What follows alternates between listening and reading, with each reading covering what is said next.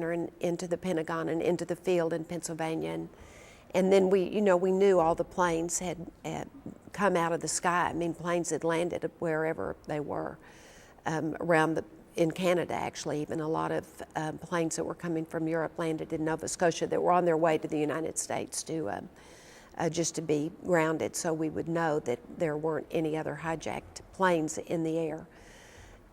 But that night, we had gone to sleep in our bedroom, and an agent ran into the room and said another plane was on the way.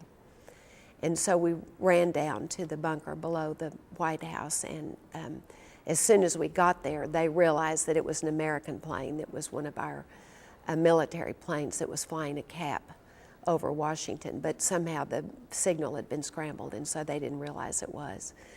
And then there were many other times after that I wrote about in the book when a plane would accidentally fly into the protected airspace of Washington or something, and we would get the message that we needed to go downstairs again, and we would do that. After 9/11 also there was some kind of an anti-Muslims feeling in the United States, and we moved away years now. But if you look now, do you think that the situation has improved tremendously, or do you think there's more need to be done to reach to each other, both in the West and need to reach out to each other? I don't think that there's a big, strong feeling of anti-Muslims in the United States. But on the other hand, I think it's very important for all of us, whether we're Americans or we're from other countries, to reach out to each other. I think that that's the only way, really, we're going to end up with peace, is for us to try to understand each other and not hate. Not have that sort of hate that obviously the hijackers had for the United States. I mean, that's what they expressed with those flights into buildings and with the deaths of so many people who had just gone off to work that day to their, who were just private citizens. Including many Muslims who were killed in that's right. as well. I also wanted to ask you about something that you talked very frankly about, which is the president's problem with drinking. And he stopped when he was 40, and you said divorce, it was not in our DNA, but you stood by him.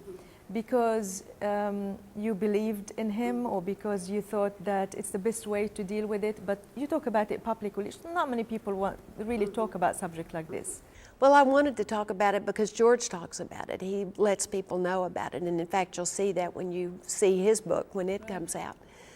That was a very, for people who drink, it's not that easy to quit in many cases. And there were a lot of things that helped him.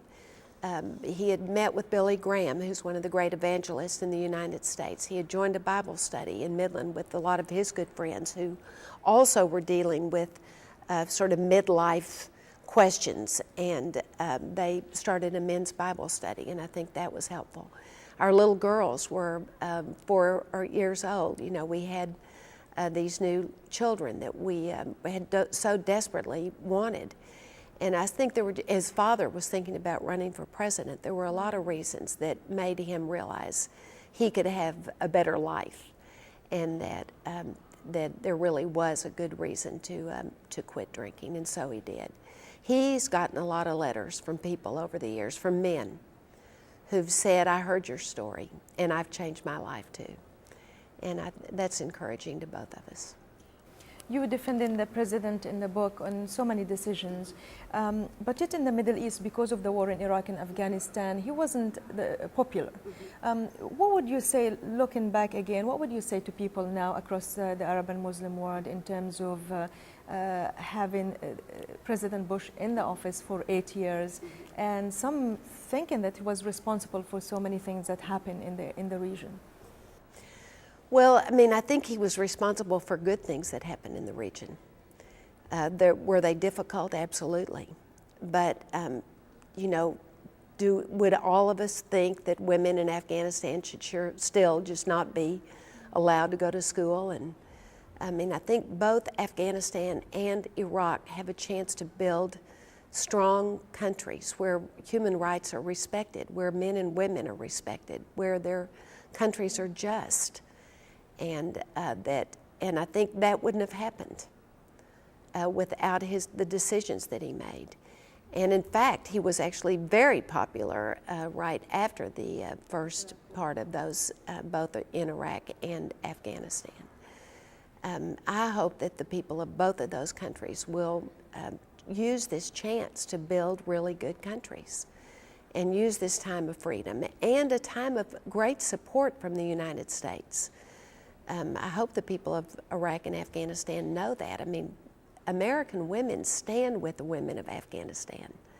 We really do, and I see it everywhere. I mean, just American women who want to be able to help in any way they can and look at the lives of women in Afghanistan and want to be able to help them live better lives and live lives of freedom and you know, lives where they can be constructive for their own countries as well.